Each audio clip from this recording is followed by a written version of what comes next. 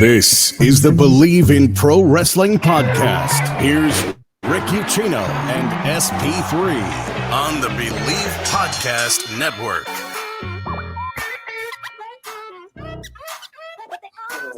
What is going on, everyone? Good Thursday to you here on the Bleav in Pro Wrestling podcast. We are just a day away from a jam-packed, I said, weekend in professional wrestling. SmackDown on Friday, and then Saturday we got Clash at the Castle. Sunday, it's Worlds Collide, All Out, and then there's all the other shows that's going on. You got GCW this weekend going on in Chicago as well.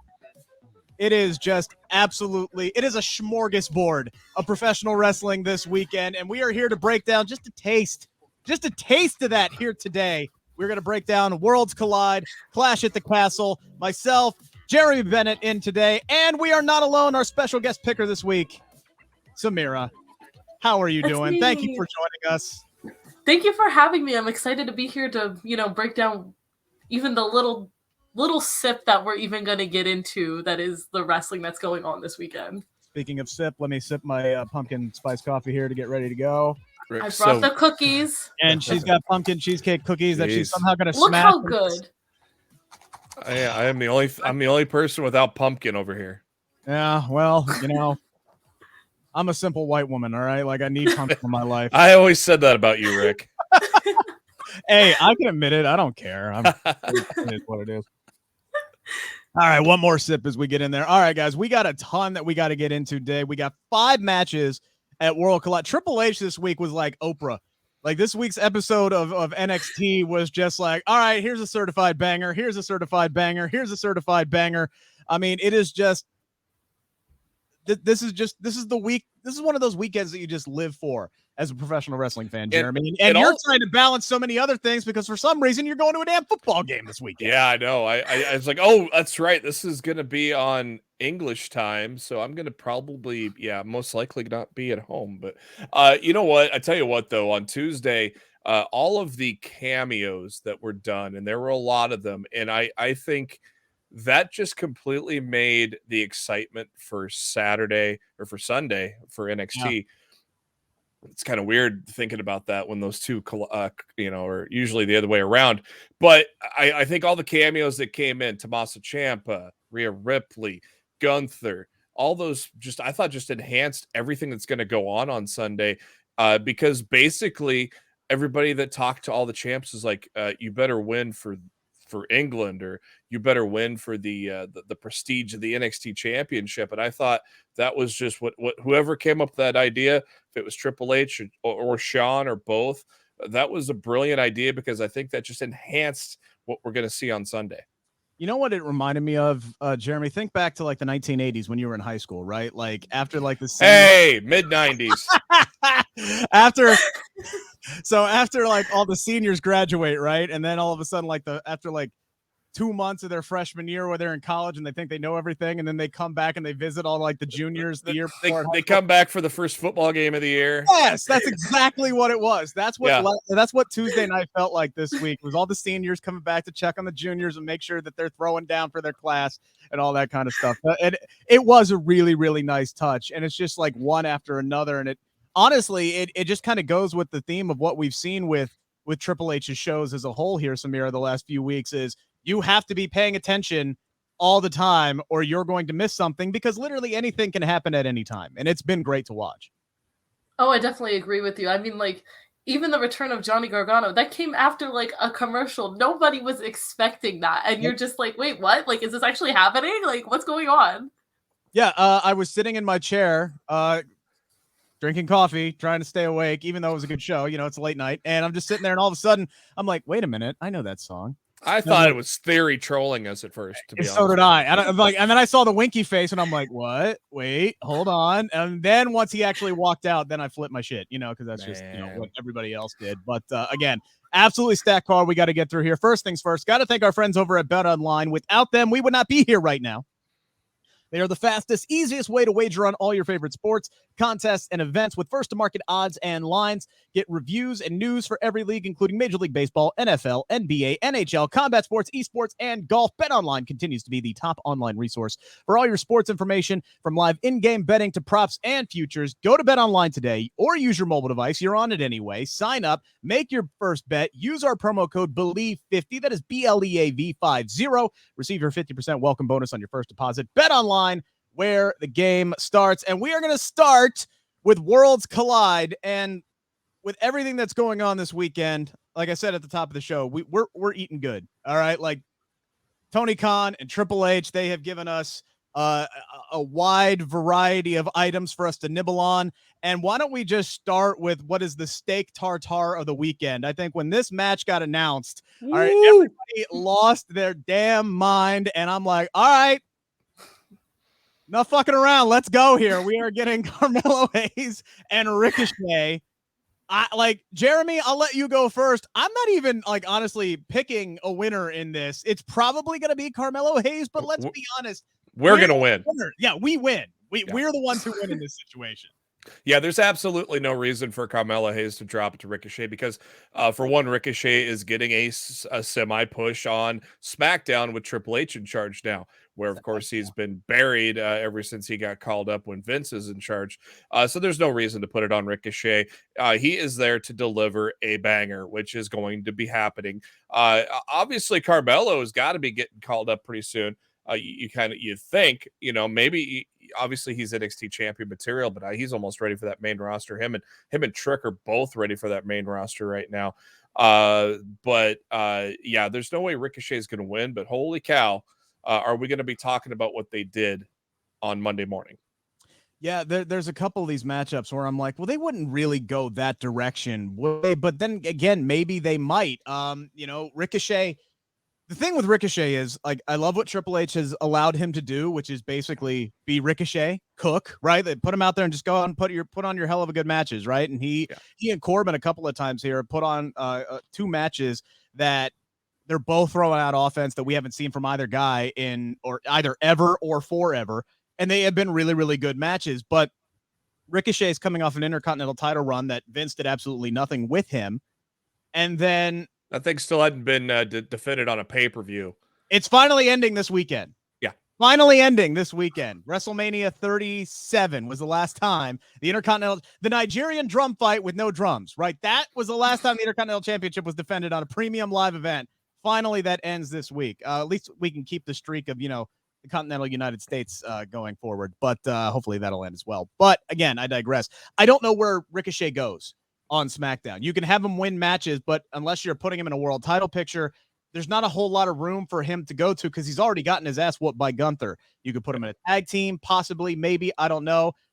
Maybe letting him have an extended run with the North American Championship on NXT would be a great way for him to kind of reinvent himself, get some momentum built back up, and open up Carmelo Hayes to move up to the main roster like you alluded to there, Jeremy. Samira, where do you see this one going? I mean, I kind of agree with the both of you here. I was seeing Carmelo You don't have to kiss her Hayes. ass. It's okay. You can disagree. I agree to disagree on some subjects, but I think Carmelo Hayes will win this. But I like the sound of your idea, like how you were saying, what exactly happens with Ricochet, after this, is it, if he were to lose, where does he go on the main roster? Which I then see your point of, if he is on NXT, he could do all the stuff down there while Carmelo goes up to the main roster and he finally does that. But I don't know. I kind of see Carmelo still being in NXT for a little bit more, and then they'll find something for Ricochet to do on the main roster, as everything is changing and we don't know what will happen next. So I think that's how it's going to play out. Yeah, it's odd because it feels like this is being, he always calls himself the A champion, and it feels like this has been treated more of a bigger deal than the NXT championship as of late, ever since Braun has won it for the NXT and Carmelo winning it for the second time for the North American. It almost seems like this has been a bigger deal and better feuds and really a better pool of talent fighting for it. Yeah, I have had or heard people mention, that Braun's run is getting a little bit stale, and we'll get to Braun Breaker coming up here in a little bit. But our next matchup is a very similar build to Mello and Ricochet, and the fact that now Doudrop and Nikki ASH, who got a wonderful reception on Tuesday, their welcome back reception, similar to what Natty got, when she showed back up in NXT, even though she's a heel on the main roster, and even though these two ladies are heels on the main roster, they came back and got kind of a hero's welcome. They are going to be challenging for the NXT women's tag team titles because for whatever reason, they couldn't even get out of the first round in the women's tag team titles, even though they're like the most tenured tag team on the entire freaking division. But I digress. I'll tell you why. I'll tell you why they're coming. Why they're going to be fighting for these titles, because they are not going to be coming as Doudrop and Nikki ASH. Oh no. We're gonna see. Is that your bold prediction that at Worlds Collide we actually get Nikki Cross and Piper Niven? Yep. I think debuted this brand new shiny, slick, silver and black, superhero outfit. Yeah, I think she's gonna ditch the superhero gimmick. I think Doudrop's. I don't know about Doudrop dropping the name, but and I don't know about Piper Niven either, because not too many people anymore have their own name for WWE, but it may be something other than Doudrop, and literally anything is better than Doudrop at this point. But I think we're gonna get. I mean, we saw it when they did. We saw it with the argument backstage on Monday when they were interviewing Sonya and Natty. I think we're gonna get that a different side of them here in Clash of the Castle. This is kind of a coin flip for me because I don't know why you would bring in Nikki and Doudrop, who have not been winning on the main roster, and then have them lose in NXT as well. But at the same time, you just finally, after what seemed like forever and a day, put the NXT Women's Tag Team titles on Katana and Kaden. So why would you have Nikki and Doudrop win this match? I don't think we're going to get the reinvention or the old invention, whatever you want to call it. I don't think we're getting the rehash with Nikki and Doudrop just yet. I think that's wishful thinking for a lot of people, including yourself, Jeremy. So maybe the loss creates this then. Maybe another loss. I don't know. They're definitely building towards something. I know that. Yeah. If you put a gun to my head and say, hey, pick one of these, I think I like Katana and Kaden to retain, but honestly, I could see this one going either way, Samira. Yeah. I mean, I agree to disagree with the both of you. I'm not sure who would win here. I mean, you could go either way with it. Like, I understand your point of them not dropping the titles just yet, but hey, like, it could lead to something if they do win. They're like, okay, we didn't make it this far in the tournament, but hey, we won these titles here, and we're going to show you what we can do down here.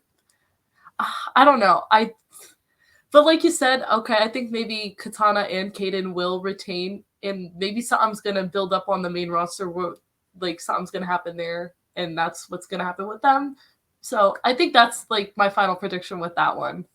Yeah, I think at the end of the day, what I really want this to lead to is, both of the women's tag team titles being unified. I mean, most of Worlds Collide is talking about title unifications. I do think that WWE really only needs one set of women's tag team titles, and the same for the men's tag team titles as well, and just make them floating across all three brands. But I don't know if they'll ultimately do that. I would just like to see more natural tag teams like Katana and Kaden come up and be a part of that division, because so much of that main roster women's tag team title tournament was just teams that were shoehorned together.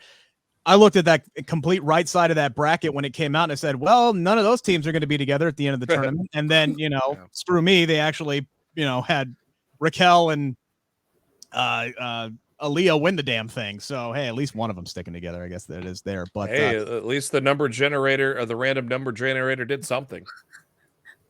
Yeah, we got that. Hey, look, I can't argue. If they're trying to establish a babyface tag team and they actually have plans to keep them together, all right, I kind of understand the move, even though if it's not one that I would have booked personally. Yeah, I didn't make a pick there because I don't know, really. I mean, yeah, I mean, if you don't do the gimmick, if you do the gimmick, it's a title change. If you don't do the gimmick, and maybe that's what leads to it. It's hard to tell at this point. But at the same time, I think Katana and Kaden could be okay with losing the belts so quickly, especially if they do get the call up.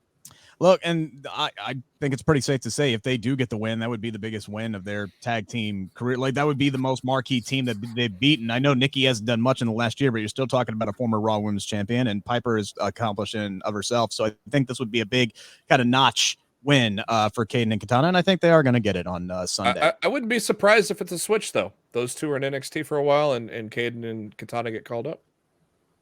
Much like we talked about with Melo and Ricochet, you could do the same exact thing. Absolutely. How about the men's? This is an elimination match, is it not? Yeah. Fatal 4-way elimination match, though I was hoping it would be a ladder match because that would have been awesome. So we are unifying the NXT UK tag team titles and the NXT championships. And we got 4 really good teams. If you don't know much about Gallus, I love these dudes. These dudes are really, these are some of the guys that I was hoping that would eventually come over from NXT UK, which is basically folding. If you haven't heard this by now, that's why we're getting this huge NXT UK invasion before they relaunch as NXT Europe later on. But all of these guys are either going to be in NXT or eventually moving up to the main roster. Jeremy, who do you like in this one? The Creed brothers, they have a ton of momentum heading into this matchup. Could they possibly come out as the winners here? Yeah, it's going to come down to the Creed brothers and Pretty Deadly, I think, and the Creeds are going to win. The Creeds are going to win because Julius Creed is just going to knock Roddy Strong cold when Roddy tries to screw them. And it's going to get a gigantic pop, and it's finally going to happen where they oust Roddy from the Diamond Mine. But that's going to be my prediction there. I would love to see Roddy actually get when we talk about all these people coming up to the main roster, I would like to see Roddy come up and actually get that kind of main roster push like the rest of now he can right, like this is the guy who requested his release because he's like, just let me go be with my friends, and now he can get his actual own push on the main roster. I saw somebody repost the clip of with Dexter Lumis coming back into the fold. Somebody reposted the clip of Roddy just sprinting down the street running away from Dexter. Hey, we could revisit that again when you call him up. I mean, Dexter's just stalking. Well, Dexter's got a new crush, right? Like he's just stalking Miz every step of the way there. I still have no idea what he actually did. He did something to Miz. I mean, seriously, the way Miz is acting, I mean, it's got to be butt stuff. I don't know what else. Oh my gosh! I don't know how you tiddlywinks that on television. I don't know how you what could it possibly be? I don't know. I'm not going to ask you that, Samira, but I am going to ask you who's winning this matchup. Who's walking away the undisputed NXT tag team champions? Who do you like? Gosh, I don't know. This is a tough one because all teams are really good. I'm not really sure, honestly. I feel like so many titles are going to change hands that this is going to be the one that doesn't. Yeah. I don't know.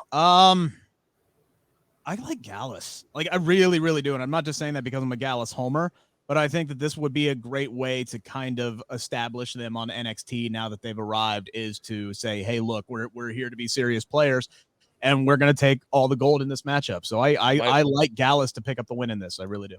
My favorite theme in UK is the Gallus theme, too. And it would be a good thing to shake things up, too. Yeah, and I think that's a lot of what I would not be surprised if this weekend is a major shakeup across the board, and we got plenty to dive into on that. Mandy Rose is approaching a stratosphere only the likes of Asuka and Shayna Baszler have accomplished with her NXT Women's Championship run, but she's got some stiff competition in this triple threat match to unify the NXT UK Championships and the NXT Women's title.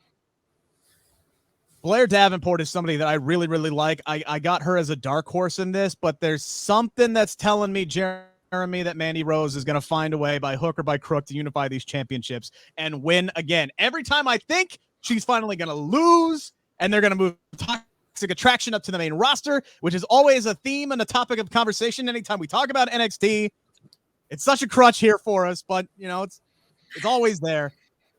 I think Mandy Rose is going to win. I can't pick her until she loses. She's kind of reached that Roman Reigns category for me now, where it's like I'll believe when she loses when she actually loses.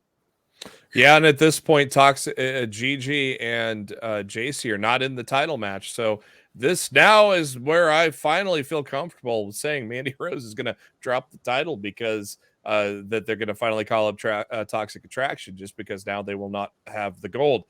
I've been going back and forth on this here, but I honestly think Miko held up the UK belt for a very long time. Mandy's held the NXT title for a very long time, so I feel like Blair Davenport's going to win this match. I wouldn't be mad at it, honestly. She's very, very good, and much like Gallus, same mindset is, hey, I'm here. present me as a major way. Now I'm walking away with all the gold, and you know, people are going to take her seriously. Samira, who do you like in this one?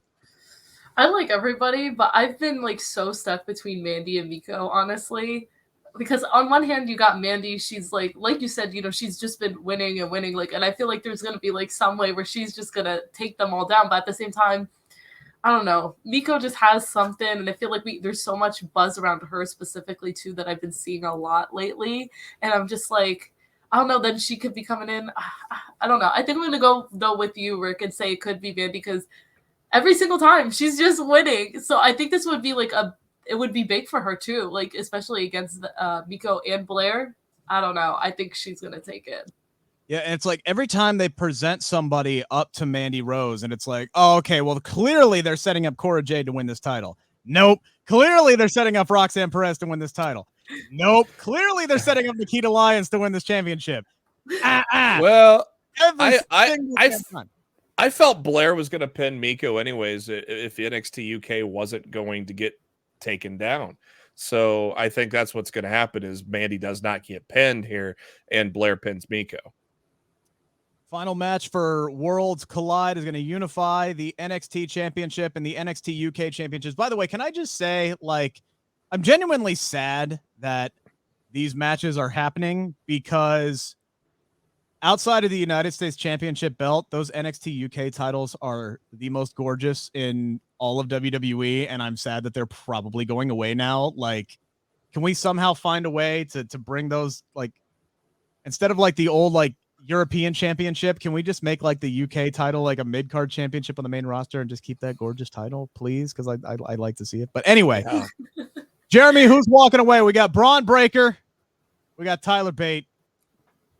The wrestling master, what is he going to do? Who's going I'm going to stick with my guns and say the only title that retains is the men's tag titles. I'm going to say Tyler Bate beats Braun Breaker here. It is time for a change. It's been a lackluster run, in my opinion, for Braun Breaker. The stories behind the North American title have been more intriguing. It has felt more like an A championship. So I think there needs to be a reboot with the NXT championship.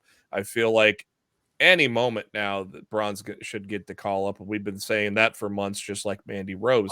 It felt like it was going to happen at WrestleMania because he had that cup of coffee on Raw. Hell, he beat Dolph Ziggler for the NXT Championship on Raw, which felt so random because he had just lost at Stand and Deliver. And they're like, oh, okay, he's coming up. No, 3 days later, we're getting all title changes, and nothing that happened at Stand and Deliver really mattered. So Gunther put the fear of God in Tyler Bate. Tyler Bate's not gonna fail now.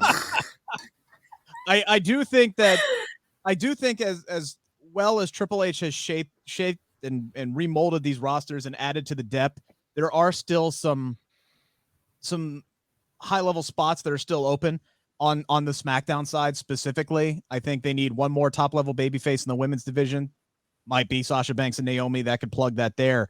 But they still need like somebody, especially in like the mid-card title scene. And I think a guy like Braun Breaker coming up, challenging Gunther, that could be a great spot for him to kind of, they did wrestle once in NXT, did they not? Gunther and Braun Breaker. And I think Braun won that one, surprisingly enough. So that could be you could play off of that because at least we know now they're going to be keeping continuity between NXT and the main roster. So that's an actual thing now, thankfully. So they can kind of play off that. We saw that with Theory and Johnny Gargano so far. I do like Tyler Bate in this one. I think Braun is one of those guys who's going to get pegged to come up here soon. And I think the same with Carmelo. We already know that Legado del Fantasma is coming up here sooner rather than later. They'll show up at some point, I'm sure, thankfully, all together as a group. But I do like Tyler Bate because I agree with you. I think it is time to shake things up. How do you feel about this one, Samira? I'm going with the rest of you guys and saying Tyler Bate. I think it's time for Braun Breaker to get called up to the main roster. And like you said, it's time for a shakeup. We're getting, UK is invading NXT, regular NXT. So I think it's time for titles to switch hands and he'll get called up to the main roster and we'll see what Tyler Bate has to do down in NXT. Yeah, I tell you what, Tyler Bate was a big part of regular NXT for a long time with Mustache Mountain. He's no stranger to it.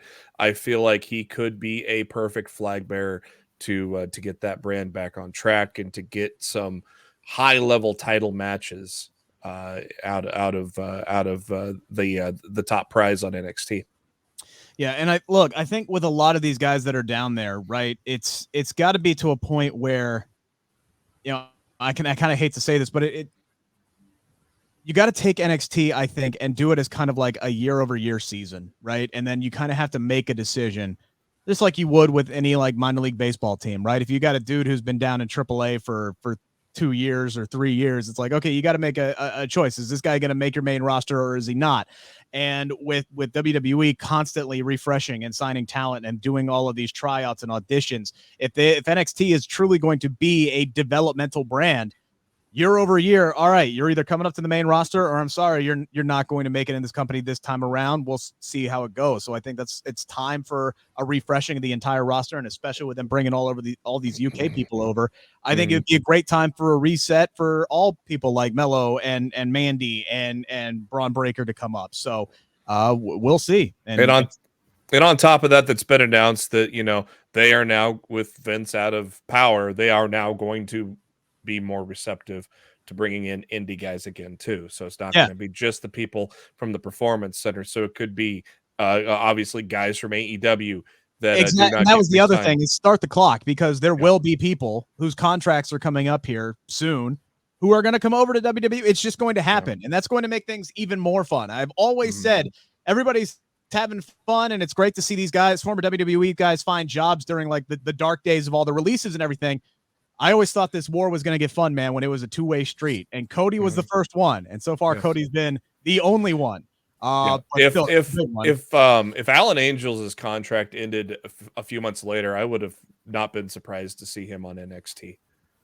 To be honest, I still wouldn't be surprised if the next person who shows up is Ricky Starks. That is just a hunch. Ooh. That is just a hunch for me. And again, I'm looking at the fact that he's close with Cody.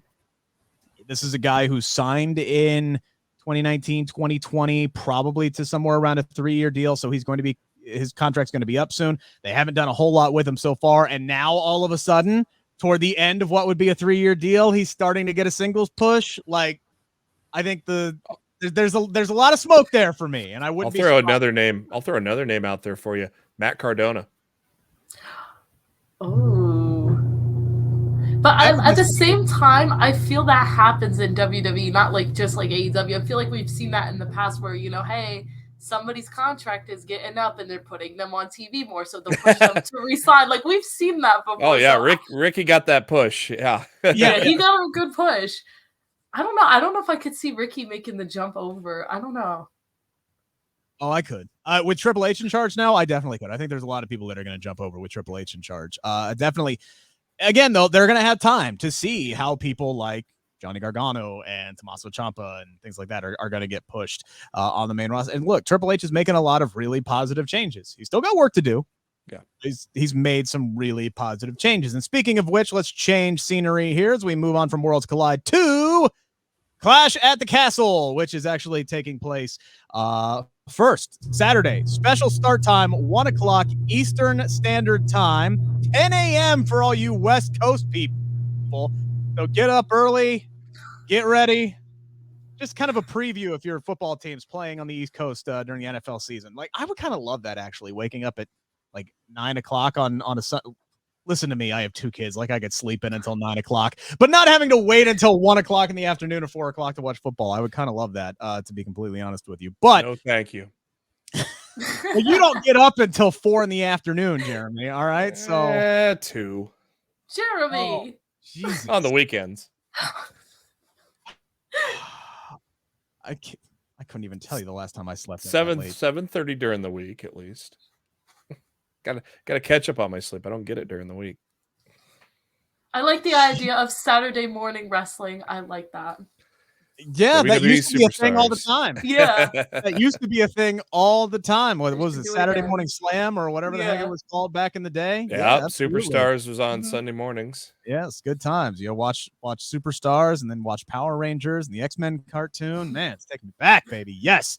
Before we dive into all these matches, guys, make sure to hammer the thumbs up button. Make sure to hammer that subscribe button as well. We are closing in on 500 subscribers, and we really, really appreciate all the support. And after we're done here, make sure to go over and check out my conversation with Shayna Baszler, which dropped on Wednesday. So yeah, that would have been yesterday. It dropped. So make sure to check that out. We dove into a lot, including whether or not she's quote unquote back, because that is a tweet that I've seen very often is, oh my God, Shayna Baszler's back. So I asked her about all those tweets, asked her about her friendship, possible partnership with Ronda Rousey, Triple H taking over, and the fact that this is her first title match since WrestleMania 36.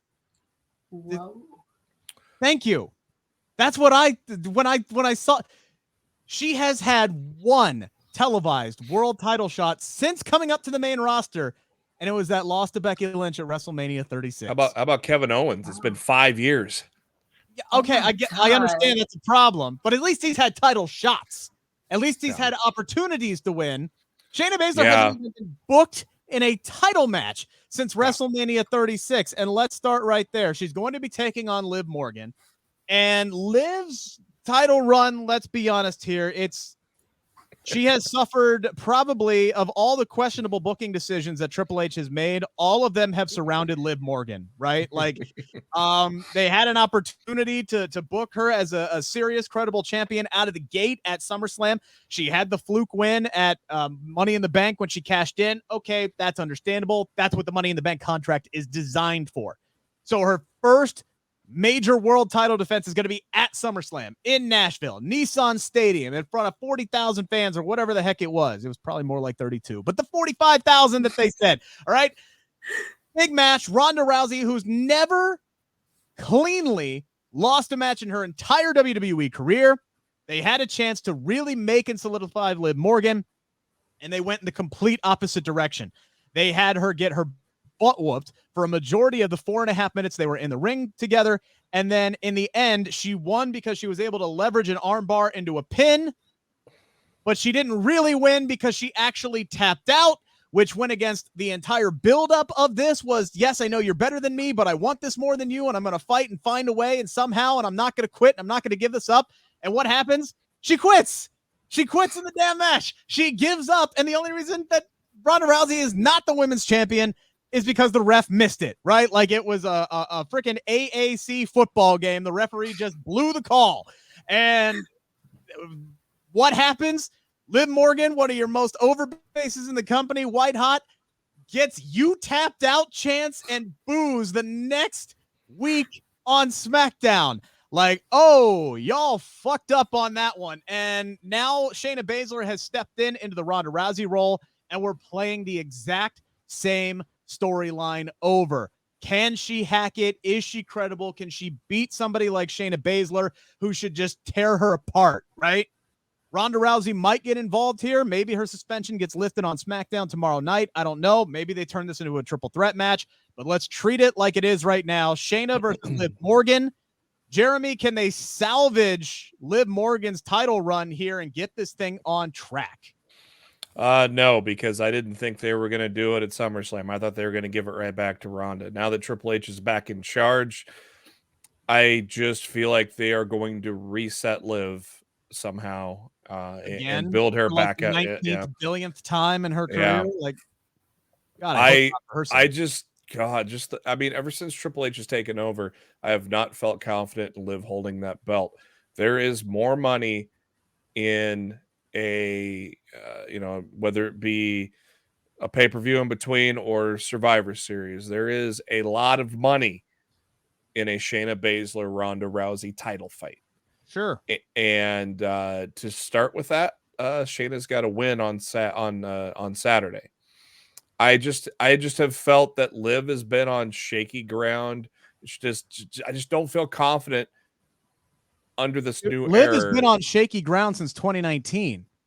Yeah, I just don't feel she's been drugged through the creative process over and over and over. First, she was a lesbian, and then she was in a tag team, and then she turned on her tag team partner, and then they were back in a tag team, and then she was put in another tag team, and now she's finally getting a singles run. She's the most over person at Money in the Bank. She loses. She gets taken off TV for 6 weeks after she was the most over person in Money in the Bank and started the whole process over again. Finally, Becky Lynch coming back, puts her over, gets her in a good spot, and now she's the SmackDown Women's Champion after winning Money in the Bank this year. And you're telling me they're going to reset her again? Yeah, I just don't feel confident in her as a champion ever since Triple H has taken over.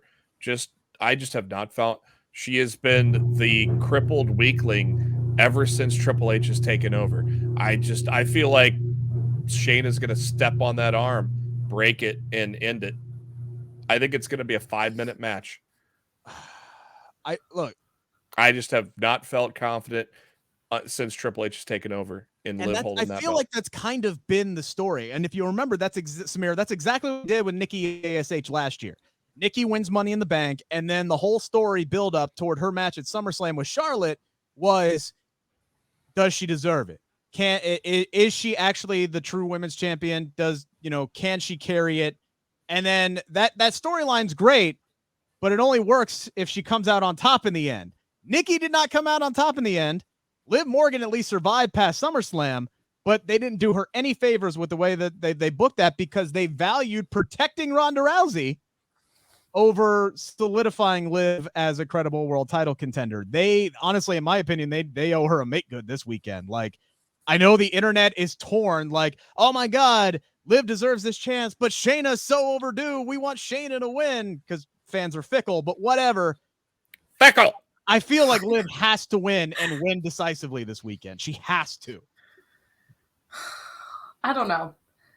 I'm like so torn, because like I understand that like Liv is good, but and it's like if she doesn't win this, like what's gonna happen to her? Like how do you make her then? Like how do you come back from that for her? Where are they gonna take that for her? Win the Rumble. But they're gonna wait that long. What are you gonna do in between now and then the Rumble for her to, to make her better, to make people like, okay, like to take her more seriously, to give her a good run. So I don't know. It's like if she doesn't win this, what's gonna happen to her? And I mean, at the same time, Shayna's very, very good. Like we saw her as she was, down in NXT, and like I felt like they really like then dropped the ball with that as she's been here on the main roster. Sometimes like you don't like she wasn't like the same as she was on NXT. So that's also a tricky thing. It's because it's like, okay, if she loses as well, like how are we going to keep her as well on a good run and stay, as like a badass as she is? I mean, like you still can, but I don't know. But I think I'm going to have to choose Liv Morgan here, because I don't understand, like if she loses, what's going to happen to her? Like, how are you going to salvage that? Yeah, because I do think, and I agree with you, because I think there are more avenues for Shayna Baszler should she lose this match than there are for Liv Morgan. Liv Morgan, it goes, okay, where do we go from here? With Shayna Baszler, you have options, right? You can either, well, the clear answer is to do something with Ronda Rousey, whether that's feud with one another. Imagine tagging against Sasha and Naomi. That's my point. That's exactly where I was going, is put them together as like the female version of the Brothers of Destruction. Like just have them absolutely dominate the tag team division. I think that would be a fantastic use of both of them, and really add like this big monster to the women's tag team division that is missing major credible teams right now. Yeah, I just feel the shift, like the way that they presented her as a killer, like she originally was in NXT, is coming back. And I just feel like somebody didn't watch my interview with Shayna Baszler. I just feel like she is. Hey, I had to work. I just feel like there's a shift. I just have no confidence in Liv under Triple H, and I've got much more confidence in Shayna under Triple H right now. Yeah, it took Triple H all of a week to put Shayna Baszler into this spot after 889 days since her last title match, and counting.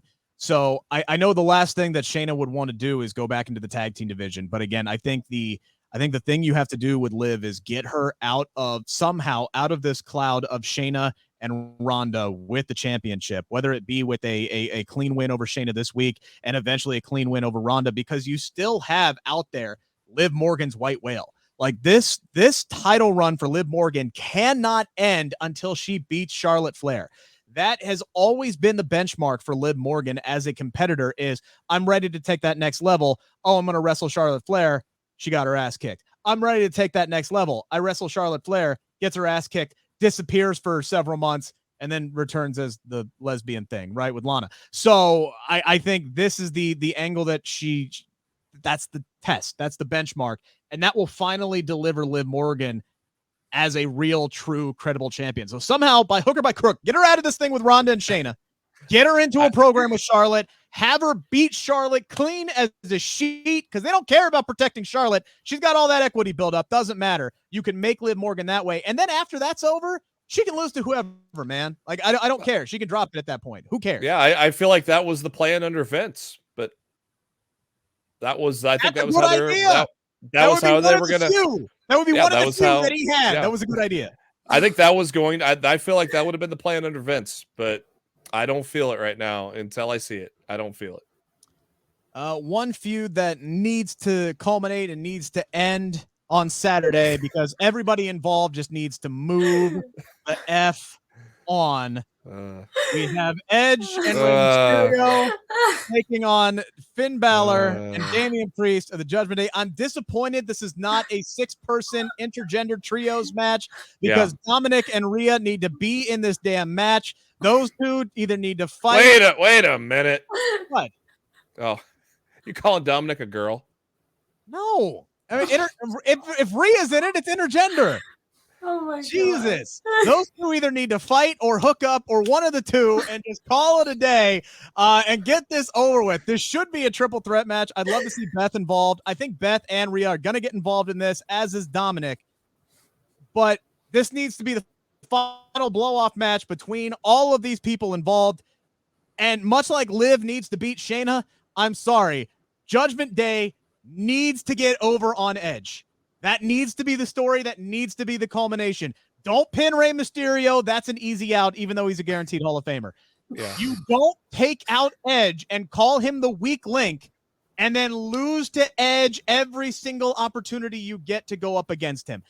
Edge cost them the match at SummerSlam against Rey Mysterio and Dominic. Edge beat Damian Priest in the main event of Monday Night Raw in Toronto. It can't be a clean sweep. It cannot be. You will kill Judgment Day. Judgment Day is already on thin ice with a lot of fans right now. I think if they lose this match, they're not going to take Judgment Day seriously. If you're going to book Judgment Day as this group that is going to take over, this 3-headed dragon that's an absolute monster and has plans to win championships and sweep across WWE like a plague, they have to beat Edge this weekend. It has to be the Judgment Day. And because of that, I'm picking Judgment Day to get this match done. I'm picking them to win. Jeremy, who are you going with? Yeah, I'm going to go with Judgment Day based on what I saw on Monday. Rhea knows she has complete control of Dominic, and she's going to use that to her advantage. Putting Dom and Dominic. Yeah. Yeah, damn right. They're gonna fight and they're gonna love. They're gonna do some. They're gonna do both at the same time. Hot hate love going on there. At the same time too, probably. They're gonna fight and love at the same time. That distraction's gonna cost Edge and Rey. I don't think it's gonna be a heel turn, so to speak, because I don't really want Dominic in the Judgment Day. I think it's gonna be Rhea holding their power over Dom. That's going to cost Rey and Edge, though. Okay, so have both of you read the Dracula book? Like, if I say Renfield, do you know who I'm talking about? 30 years ago, maybe. Yeah. Okay, so like Renfield was like Dracula's like slave, like his bitch boy, right? I could definitely see a role where that's how Dominic joins Judgment Day, is as Rhea's little bitch boy and just does whatever that she wants. Like, can he be on a leash, please? That's what I'm thinking. Oh my god! Right? Like they walk him down to the ring. Like she walks him down to the ring like a dog. Like he is just on a chain and a collar, and he does whatever Rhea wants because he is like. This is Shaniqua and the Bashams all over again. Oh my god, what is happening right now? I'm just saying, right? That would be the most interesting Dominic's character has been since he wrestled Seth Rollins at SummerSlam 2 years ago. That would be the most interesting his character has been. That would be some development for him. Who knew we were going to have a custody of Dominic match 15 years later after the first? Rey versus Rhea? Give it to me, baby. Put Dominic on a pole. Dominic on a pole match. Let's go. Let's get nuts. Anything could happen in the Triple H era. Samira, who's winning? Is it Edge and Rey or is it Judgment Day? We've completely broken her. Oh my god, I can't. Poor Dominic on the pole. You had no idea what you were getting into, did you? Oh my god, I can't. No, don't worry. This is funny for me. But oh my god, yeah, I definitely think Judgment Day needs to win this. And because if they definitely, because they put over, because you can't have these Hall of Fame. Of course, they're gonna, Ray's gonna be a Hall of Famer, but it's time for new faces to take over, and they already took Edge out of the group once, and this will solidify it all. So you have to do that to put them over, because if they win, then what happens at Judgment Day? There is no Judgment Day. So what's the point after that? Because Edge was the first leader. So what do you? It just wouldn't make sense. And I definitely think that Rhea and Dominic and Beth even will probably get involved in this match. I think this is going to turn into a bigger thing than we think it will be. I think this is the prime time, and I was joking about it, but I was still serious. This is the prime time to finally pull the trigger on the Dominic. Oh, I'm serious. Like this is 100% the time to do it, where Dom costs his dad and Edge the match because he's pissed off that he's not in it. He's got that teenage angst, even though he's 23 years old. 23-year-olds are still idiots, right? I was at that age. I'm 23. I'm sorry. I have no idea. I'm 23. Well, look at that. Not everybody. Not all 23-year-olds are idiots. I'm sorry. Yeah, look at that. Look at that haircut, though. I mean, come on, Dom.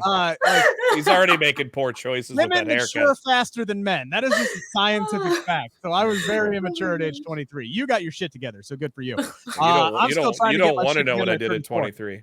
What? You don't want to know what I did at 23. Nobody likes you when you're 23. That's right. That's a Blink-182 song, by the way, for those 23-year-olds who don't understand that reference. Anywho, what's my age again? So now that I've removed my foot from my mouth here, basically what I'm saying is, that was a good one. I'm 23. I'm 23. Of course, of all the fucking numbers. Anywho, so the point is, it's time to pull the trigger with Dominic, do something different with him. I think Judgment Day can win this match by cheating or by getting help, and it doesn't matter. It's the fact that they get one over on Edge.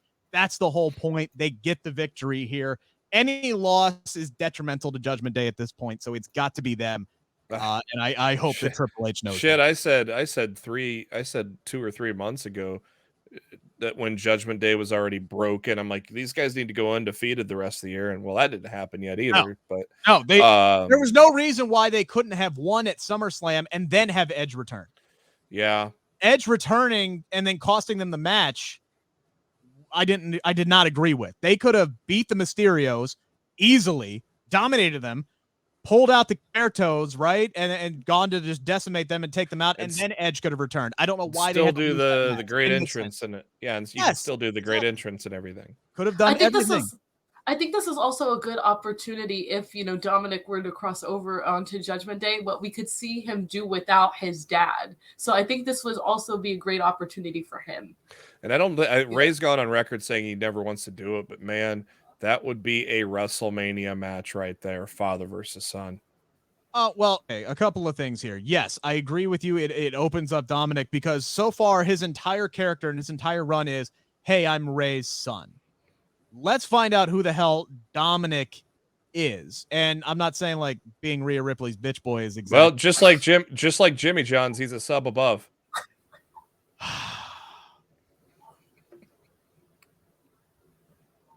Don't be proud of yourself for that one. Just don't. I wouldn't. We got a new sponsor now. Sweet Jesus. I'll take one. Like, don't get me wrong. I absolutely am. But anywho, regardless, this is a great opportunity. And I think this would be great to open up Ray and let him do his own thing instead of being a babysitter. Like, that's what Ray has been for the last 2 years, is Dominic babysitter. Because I mean, you got to have one more world title run with him before he hangs it up. I don't know about that, but give me a feud with Santos Escobar. Oh, yeah. Give me something fun. Give me some good shit going on with him. There's a lot that you can do besides nostalgia. Oh, hey, Edge and Ray were tag team champions 20 years ago. Like, there's more that you can do with him than being a babysitter and playing the hits with Rey Mysterio. So I think it would be a clean break for everybody involved. This is a match that we were supposed to get at SummerSlam, and then it was pulled, which reportedly pissed off a lot of people involved with the match, and probably rightfully so. But Triple H had an idea in mind, apparently, and I think he has made the absolute right call by pushing this match off. Matt Riddle. Yes, I said Matt Riddle. He's got the MATT back, thankfully, going up against the drip god Seth Rollins. These two have really heated things up this week. The after footage segment, like the side-by-side interview was good. It was all right. And then we went full like TMZ mode afterward, where Rollins is calling out Riddle for being a bitch and that his own family doesn't want anything to do with him. That's why his wife divorced his bitch ass. We got Riddle dropping F-bombs. These dudes are fighting in the parking lot. They're fighting in the stands. They're fighting after the show's over. These two want to rip each other apart. And a match that I was like, okay, that's going to be fun for SummerSlam. I now can't wait to watch Saturday at Clash at the Castle. And this is an interesting one, Jeremy, because these are two dudes for the last several months who have been putting other people over. Yeah. They really both need a win here. Who gets it? Yeah, I love that they did a callback to John Jones and Daniel Cormier with the after they went off the air thing. That was brilliant. The only thing they didn't do was he didn't call him a pussy. Like that's really you still there, pussy? Yeah. Yeah, and obviously there was no build. This was just going to be your steal the show match because there was no build to it at SummerSlam, and now there's a build, and it's been a tremendous build. We trust in Triple H, and look what we got. We got some great stuff over the last couple weeks between these two guys. Matt Riddle's going to win because he's going to get clear, but all right. I think he's going to win because Seth can afford to lose. But they need to keep Riddle hot until Randy comes back. And I don't know if Randy's going to be typical Randy. It's all sunshines and roses day one. He comes back and then he hits Riddle with an RKO. That's how I feel like it's going to be. Maybe, but Randy's had a lot of pull because remember that RK Bro thing was only supposed to last one night, but Randy loved it so much. I think Randy's been on record saying RK Bro was like the most fun he's had in his entire career, which is why I don't think they're going to go to that old thing. Like you remember when Shawn Michaels and Triple H got back together, and then Triple H turned on him that night. Yeah, that's going to be Vince logic. That I don't think it's going to happen. I think RK Bro is going to reform, but in the meantime, I think needs him. Yeah, and in the meantime, in order to keep RK Bro hot, you should keep Riddle hot. Rollins will be fine. Rollins has already solidified himself as he'll be fine with this loss. I think. I feel like we've said that a lot though. Rollins will be fine. He's got equity built up. He can lose to Cody Rhodes 3 times. He can lose to Edge 2 out of 3 times. He can lose to Kevin Owens and whoever the hell else is on the roster at this point. Yeah, but look at the run he had before. So, you gotta have your downs with your ups, but at the same time, you're still in marquee matchups. So it's not really a loss in the end anyways. I don't envy Triple H having to make a call here because I think both of these guys are kind of owed one because they really have been putting every single person. Riddle has been on a massive losing streak ever since Randy left. You say you want to heat him up. Who knows when Randy's coming back because he's got that back issue and he had to have surgery. They said maybe by the end of 2022, but who knows if that's actually going to happen. I do agree with you, though. The build to this match heading into SummerSlam was all around, your tag team partner's gone. Instead of Vince realizing that there was at one point real life heat between these guys that centered around their families, and that's money, blurring the lines between reality and TV and the fact that these guys hated each other to the fact that Seth Rollins wanted nothing to do with Riddle, didn't want to work with him, literally just sacrificed himself in the Survivor Series match instead of working with Matt Riddle. Like, there was so much that you could build off of there, and Triple H has done that and dove into that history, and it's made this build really, really well. I don't envy him in picking a winner. Samira, who do you like in this one?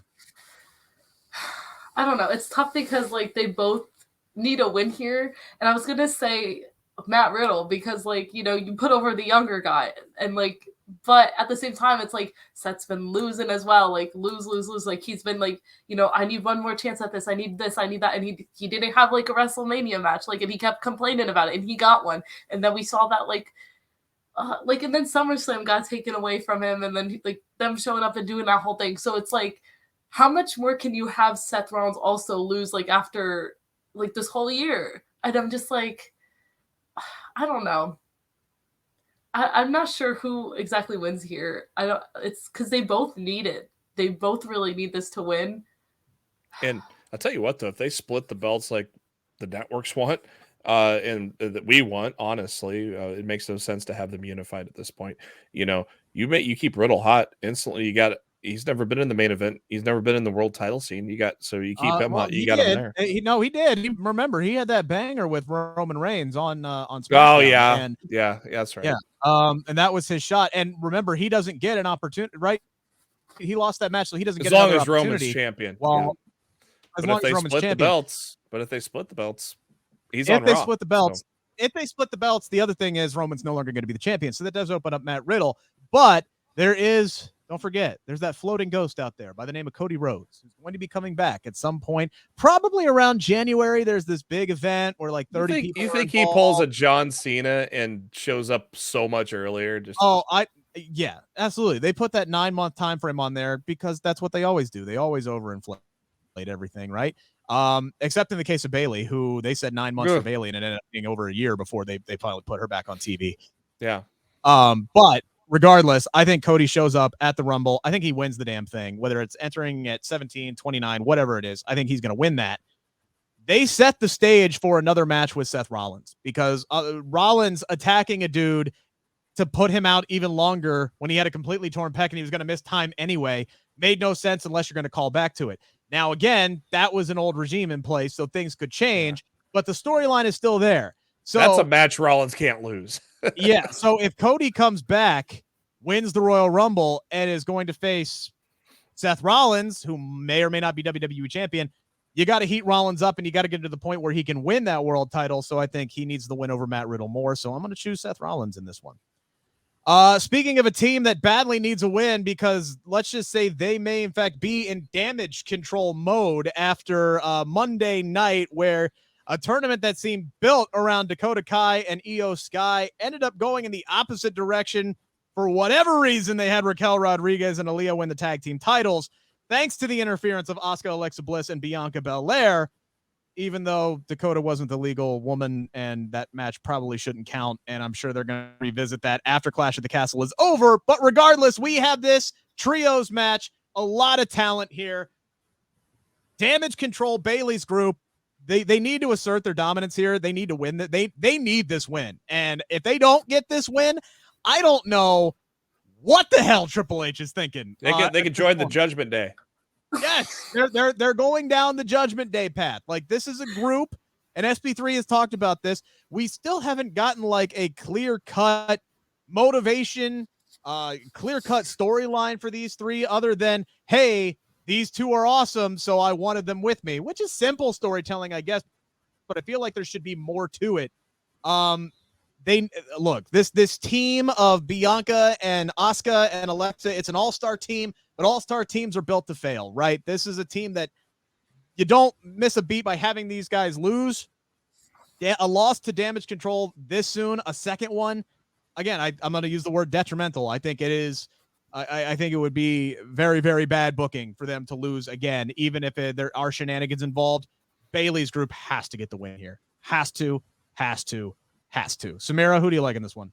Damage Control. I mean, they came in hot in SummerSlam. That was insane. Like, I was there, and like the way the people were screaming, like it was like awesome. And you're like, what happened with them in the past couple of weeks since SummerSlam? What happened? Like, how do you drop what they were doing? So they desperately need this win, because if they don't win, that's gonna make them look really dumb. Like, what just happened? It's like Judgment Day. They do need this win in order to keep going and make themselves look really good. Because if they don't, people are not going to really get behind it. They'll be like, so why did you bring them together and make it like this if they're just going to lose?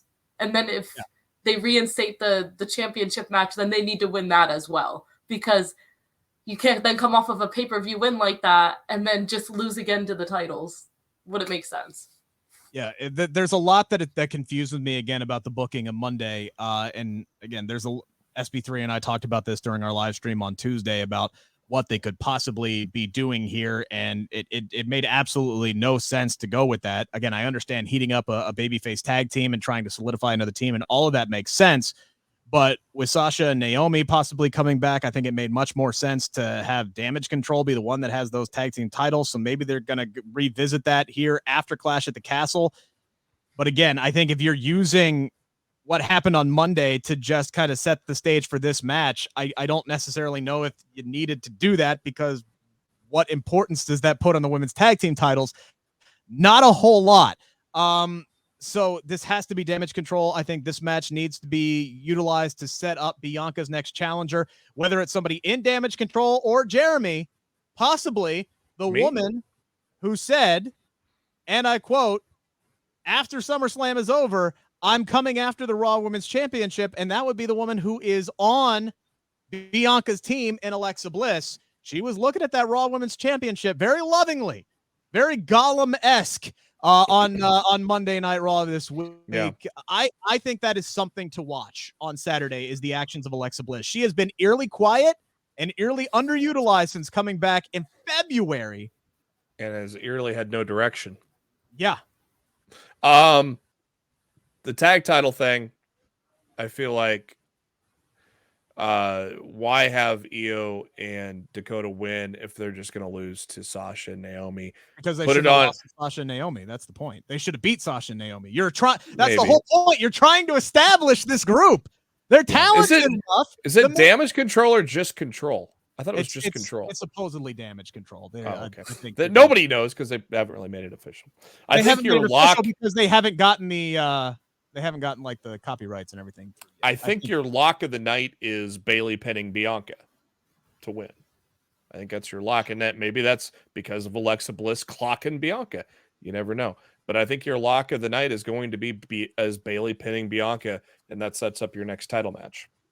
I don't want Bayley getting the pinfall here, because again, this group shouldn't be about Bayley. This group should be much like Judgment Day early on. It should have been Edge letting the Damian and Rhea at the time flourishing under his tree and elevating them, right?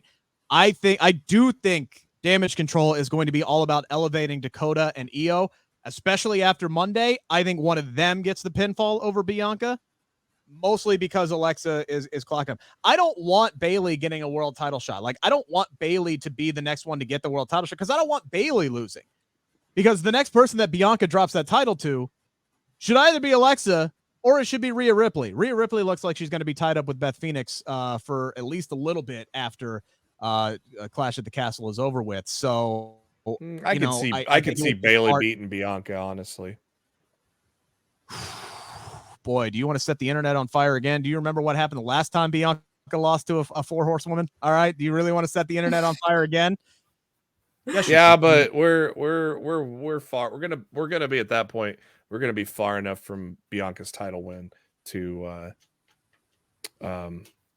yeah. I feel like Bayley's gonna beat her, but we'll see. There's options. There's definitely options, because that women's roster on Raw is just absolutely stacked. Stacks on stacks on stacks at this point, and they're probably going to continue to add to it, and that's a really, really good thing.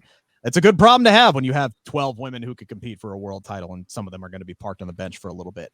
I do think Alexa's been parked on the bench for far too long, so I would go with her next. Much like Ricochet and Mello, we all win here. Yeah. This is a match that... Why does Gunther look like a grandpa here? Yeah, that's a bad render. Oh my god! Would you like Werther's original Sheamus? Hey, that's a badass grandpa right there, man. That's all I'm gonna say. That is a grandpa that will kick your ass and cave your chest in. All right, that's oh my god. Yeah, that's I don't know. I think it's the hair. Grandpa Gunther. Hair, right? Grandpa Gunther is gonna beat the holy piss out of Sheamus. Again, I loved the promo exchange between these two on Friday night. Sheamus basically reminding everybody, people who are like 23 years old and don't remember who Sheamus used to be, beating people like Triple H and John Cena and winning world titles and winning Royal Rumbles and winning Money in the Bank. It's been a long time. Like, Samira was 16 the last time Sheamus was in the main event title picture, right? So for your information, I remember all this stuff, okay? All right. Now I'm just... all 23-year-olds except Samira be like... Like I said, you have your shit together. He's also Triple H's boy, too, so... He is Triple H's boy. Yes, absolutely. I don't think there's a prayer that he wins this match, because you're not going to derail everything that you've built with Gunther. This is just the fact that we're getting a banger You're banger not gonna after banger after banger after banger after banger, which is what Sheamus says that he does, which he's absolutely right. He's been the most consistent wrestler over the past 2 years. I love the fact that they are putting an emphasis on the Intercontinental Championship. They are putting an emphasis on who Sheamus used to be and who he still is. Yep. And then Gunther is still going to come out there and just be, Ivan Drago. Is that a reference you understand, Samira? Ivan Drago is just going to come in and he is going to break Sheamus at Clash at the Castle and just decimate this man. It's going to be a fight. And it should be a fight. This ain't going to be no wrestling match. I don't want to see holds. I want to see two dudes beating the bloody piss out of each other. Armbar. I don't know if these two do the only wrestling move we should see is the collar elbow tie up and then somebody get chucking into a corner. After that, just give me a good old Irish bare knuckle boxing match. That's what I want to see out of these two dudes. I want to see welts and blood and chest caving in. That's what I want to see out of this bad boy. That's you said welts and blood. It almost sounded like you're going to say piss after that. Well, which also you might see piss too. You never know. What? Let it fly. Whatever you do, just don't put any beers on ringside. We saw how that almost killed freaking Drew McIntyre in that what was it? The good old fashioned Donnybrook match that they had.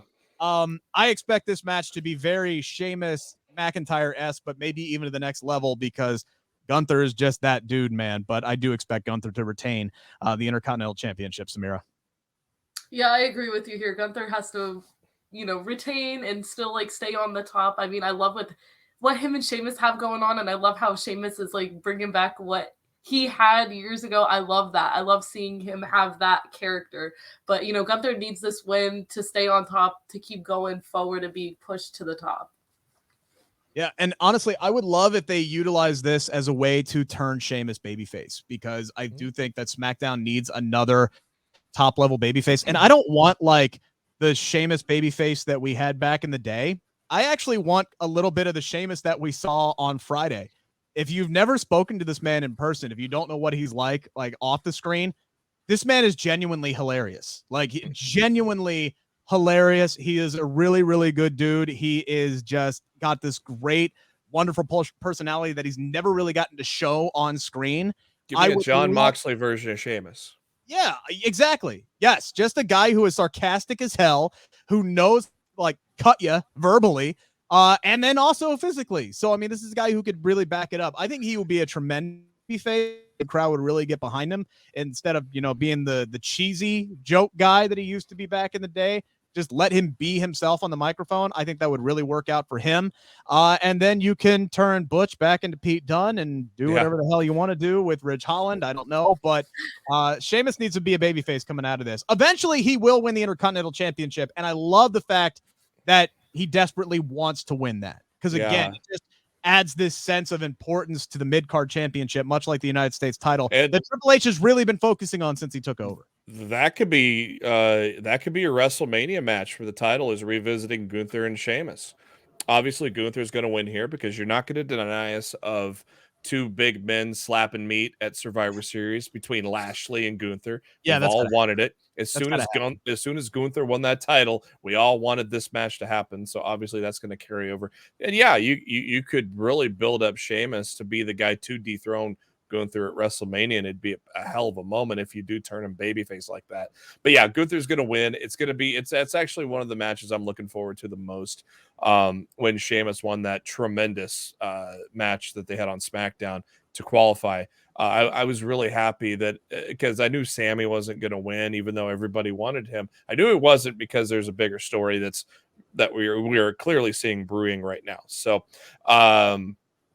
It's going to be probably a show stealer on Saturday. No question about it. Sheamus and McIntyre had the third best match of SummerSlam weekend, and that didn't even get on the SummerSlam card, even though both of them live in Nashville. Someone fucking explain that one to me there. But I expect this one to be very, very similar. I think you have to have chemistry with your dance partner, and I haven't seen these guys in the ring together, so this could be a disaster, but I don't expect it to be. These guys know what they're doing, and this one I think is going to deliver for sure. Then we have the final match of the night. Roman Reigns has now 2 full years as the Universal Champion. He has been the undisputed WWE Universal Champion since WrestleMania when he beat Brock Lesnar. At least now we are starting to get reports, WrestleVotes tweeting out that there at least now have been discussions about taking a title or both titles off of Roman Reigns at some point.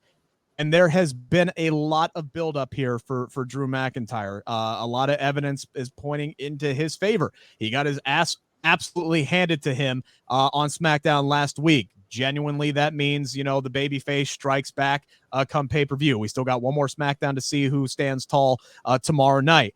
But you look at the video packages that they've done. You look at the fact that Drew McIntyre has been the poster boy for getting this event in the UK, the first stadium show in 3 decades. He has been pushing for this. You knew he was going to get in the main event. Hometown crowd, going to be 100,000 fans up on their feet chanting for Drew McIntyre to win this match and win the world championship. The exact opposite of what WrestleMania 36 was when he beat Brock Lesnar in the main event to win his first world championship in front of one damn fan, and it was the industrial one in the ceiling.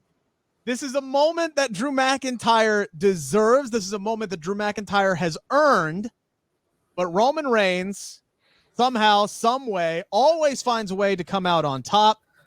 The bloodline is going to be there, or are they? Because there's still one more show. Maybe we get one more match added to this. Maybe the Usos are going to have their hands full with Kevin Owens and Sami Zayn at Clash at the Castle, which is a match they could set up on SmackDown and deliver at Clash at the Castle. I've always thought if the bloodline is going to start to deteriorate, it's going to come in pieces. The first piece was Paul Heyman. Paul Heyman got taken out at Slam. We haven't seen him since. Then I thought it was going to be the Usos that dropped the tag team titles, leaving Roman Reigns as the lone champion. Eventually he drops the belts, and that leads to Roman and Rock and all the family drama at WrestleMania next year in Los Angeles. I don't see Roman dropping the title before the Usos do, but man, this just seems like too big of a moment not to pull the trigger. Jeremy, how are you feeling about this one? Does it finally happen? Does the 2-year reign come to an end, regardless of what happens with the Usos? Well, I have a feeling that tag match is going to happen now based on the Twitter activity of Sami Zayn and Kevin Owens on Wednesday night.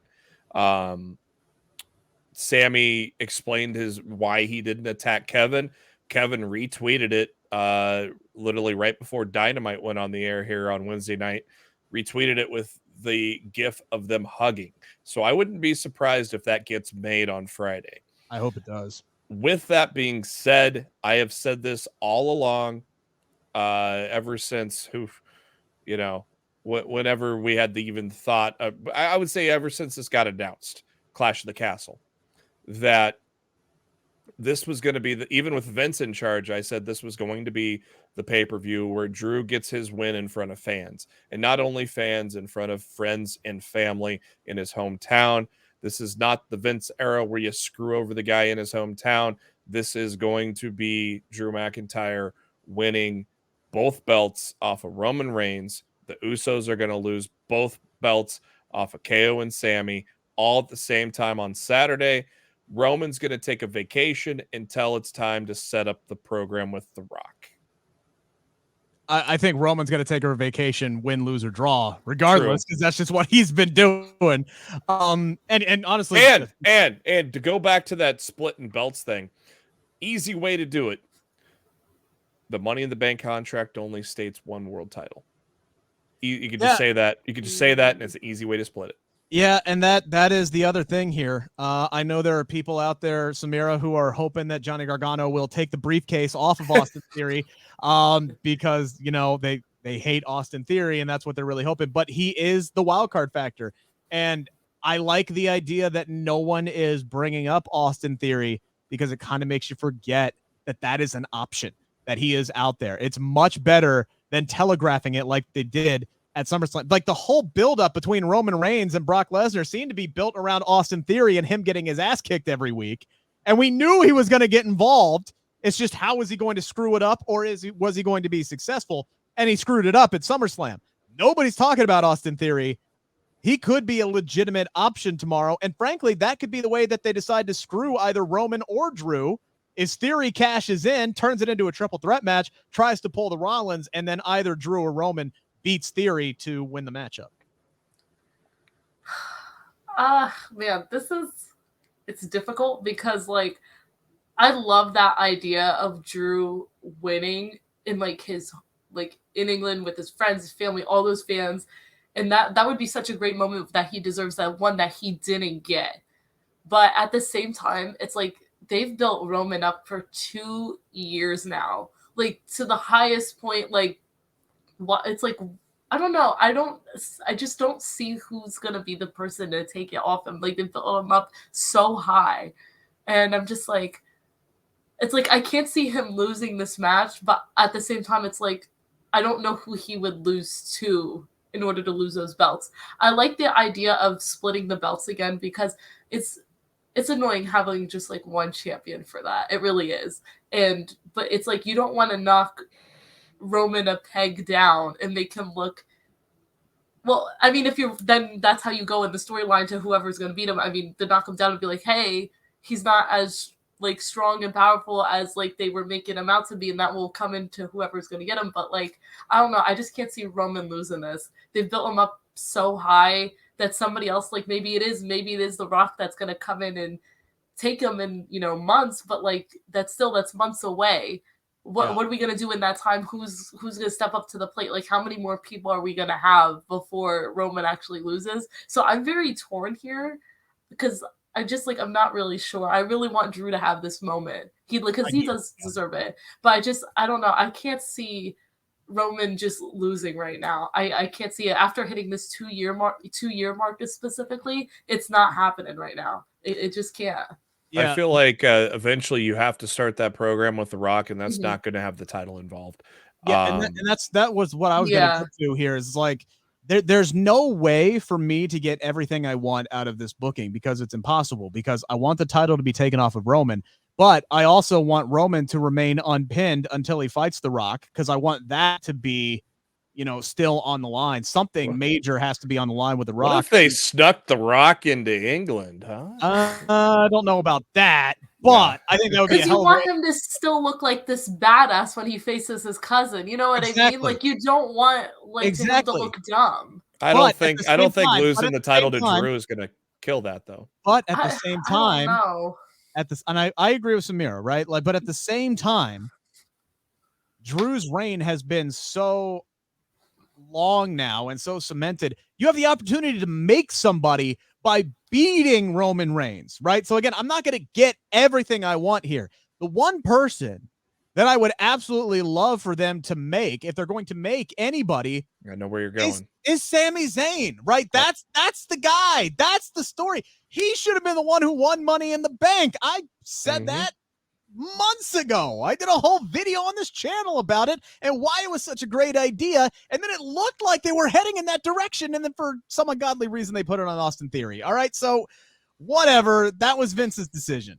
Triple H is in charge now. You had Kevin Owens come out on Monday and flat out say, you are one of the best workers in the entire world, and that crowd agreed. Sammy is so primed for a babyface run and a top-level babyface run. He has played his role spectacularly for the last 3 years, but his has been as this comedic heel chicken shit kind of guy, and he's done great with it, and I love Sammy, but there's part of me that really wants to see that underdog world-class competitor who just goes out there and puts on banger matches and wins. And I saw it in person. World Championship. And I saw it in person under Triple H, Sami Zayn and Shinsuke Nakamura in Dallas in 2016, and probably the greatest wrestling match I'll ever see in person. Yeah. So I would love for that to be the case. But again, the percentage for me for this match has grown. Like until Friday, I was at like, all right, I'll give Drew like a 5% chance of winning. I honestly think it's time to take it off of Roman. Roman disappears until Survivor Series, and starts the build with The Rock from there. Survivor Series, if he ain't the champ, there's no reason for him to be at Survivor Series. He might not show back up till freaking WrestleMania season, to be completely honest with you. Maybe. And that honestly might heat people back up for Roman Reigns. I know, or he enters the Rumble. I was going to say the Rumble. Yeah. He could enter the Rumble, and The Rock screws him at the Rumble. Yeah. I think it would be great if Cody won the Rumble by by tossing Roman Reigns. Roman Reigns' MO in the Royal Rumble is to finish second. He always finishes second.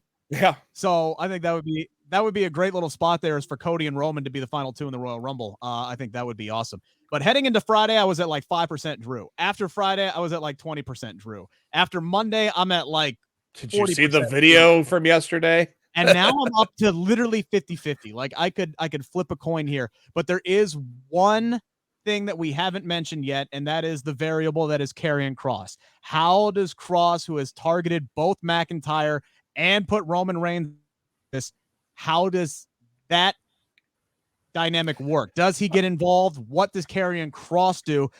Unless I said it on Twitter. I said it on Twitter earlier Wednesday. I said you don't immediately have Drew and Kross. You have Kross just totally terrorize Drew for months until it actually happens. And in the meantime, you have Kross just destroy the mid-carders or whatnot. But you don't do that right away. You save that for maybe Royal Rumble or something like that. Possibly. I do think Karrion Kross is going to be world champion sooner rather than later. And that might be how you could have Austin Theory cash in his Money in the Bank briefcase and then have Karrion Kross just destroy that man and take the belt off him. Kind of do what The Miz did for Lashley, to be completely honest with you. But regardless, it's going to be interesting. I will say this much, though. You brought up the idea of sneaking The Rock into England. That could be the way to turn the crowd around if Drew wins. Or, no, excuse me, if Roman wins. So you have Roman win, you get that sweet heat, you got 100,000 fans who are booing Roman Reigns because they wanted McIntyre to win, and then all of a sudden that ain't gonna help. Oh, and then the crowd goes no, they won't. It didn't work in Philly. It didn't work in Philly. He couldn't get the crowd to turn in Philly. Philly boots Santa Claus. You can't judge those people with normal people. Drew is Santa Claus to these people. Drew is Santa Claus to these people.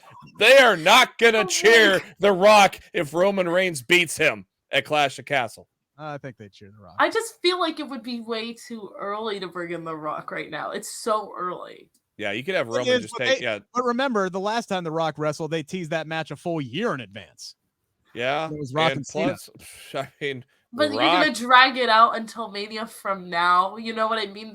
That would be too long of a drag. It's not worth it. Here's the other thing. Here's the business decision, and I know that WrestleMania tickets have been selling like hotcakes since they went on sale. If you want to sell out SoFi Stadium ahead of time, you have The Rock show up, which basically guarantees that we're getting Rock and Roman at WrestleMania. Those ticket sales will fire right back up again. I don't know where they are currently, but there's a business decision to tease that. You can do that at the Rumble too. I was going to say, I think the Rumble is probably the best place to do it because then you're getting close and that is the road to WrestleMania right after. So that's the perfect time to build the storylines. That's where we always get like the best builds to storylines from the Rumble. So I think that's when we'll see the Rock appearances if that's what they're going to do. And you could say Roman went into seclusion after losing for the first time. And however, he hasn't been pinned since Corbin beat him in 19. So. Yeah, ever since he was eating dog food. God, so Roman he Reigns. could, boy, how about that storyline? So yeah, you could easily have Roman disappear until the Royal Rumble. Again, I think Roman's disappearing anyway. It's just depending on whether or not he's going to take the gold. So did we get a definitive answer? Jeremy, who's winning? Drew. Samira, who's winning? Roman. God, so I'm the tiebreaker? Shit. Do I have a coin? No. Drew's my heart says Drew. My head Drew says ain't bringing back broken dreams for nothing, man. My heart says Drew. My head says Roman. Think with your head. Think with your head. I think somehow Roman's winning this. I just think he is. Sorry, I Jeremy. want Drew to get that moment, and he wants it. He deserves it. I just don't know, man. I don't know if they're going to be the ready time. To it's the time. Very weird. Triple H's booking has been a little bit weird. I think Roman's going to win. I could totally change my mind by tomorrow, though. I could change my mind by 4:00 Saturday. Who the hell knows? They're going to have so many damn near falls in this match. My heart is not going to be able to take it. Samira, it's been awesome to have you. Let the people know where they can find your stuff, what you got going on, what you got up on your YouTube channel. Just give a full cut the promo, girl. Let's go. Well, thank you so much for having me. I had a lot of fun on here. So you can find me on Linktree that has all my social media. As you can see here down on the screen, it says It's Samira. If you do the Linktree and add the It's Samira, it'll bring up all my social media and my YouTube, as I just dropped an interview with Deonna Purrazzo. And sadly, I will not be catching All Out this Sunday, as I will be in Boca Raton, Florida for Boca Raton Championship Wrestling for our summer show. So gonna miss out on that, but I'm very excited for this wrestling packed weekend. It's gonna be very interesting, and I have a lot to catch up on then. But thank you guys for having me again. Yes, absolutely. And we'll do it again. Jeremy, what you got going on besides Cornhuskers football this weekend? Oh boy. I got fantasy football, karaoke, Cornhusker football, and wrestling. I got all sorts of stuff happening, man. I will be around Friday, I Bleav. So you can follow me on Twitter at JBHuskers as I live tweet during SmackDown. Then this weekend gets a little dicey because I'm going to be here, there, and everywhere. But I'm definitely going to catch GCW. I'm definitely going to catch NXT and WWE and AEW. Just a matter of when. So yeah, it's going to be a crazy weekend. Chances are, if you're watching this right now, I am in a car driving through Indianapolis on my way up to Chicago for All Out this weekend. Looking forward to getting a deep dish and checking out the show. Checking out GCW. My first GCW show was Saturday night. And then going to All Out, my first AEW pay-per-view. So big weekend for me in Chicago, or excuse me, beautiful Schaumburg, Illinois. But make sure if you watch this video, give it a thumbs up. Make sure to subscribe if you're new to the channel, which we thank you for checking us out. Check out my conversation with Shayna Baszler. Check out my conversation with Ryan Satin. Both of those drop this week. And then next week, I'm fingers crossed here. I'm working on a bucket list interview that could drop on this channel. I'm not going to name names, but I'm hoping it happens. Got another wrestling promotion that's getting ready to have their season premiere, so I'm trying to set some things up there. Jeremy or SP3 and I will be back for our live show next Tuesday at 2:15 p.m. Eastern Standard Time. And as of this recording, we still don't have an all-out prediction show set up, but we're working on it. Travel issues, scheduling, it's hard. There's a lot going on this week. I promise you, we're trying our damnedest to get an all-out prediction show together for you. But we do appreciate you guys tuning in for our Clash at the Castle and Worlds Collide prediction show. So much more coming here on Bleav in Pro Wrestling. Again, hit that thumbs up. Make sure to subscribe. Really drives up our audience. Thank you guys so much for the support. Thank you, Jeremy. Thank you, Samira. This has been a special edition of the Bleav in Pro Wrestling podcast brought to you by Bet Online.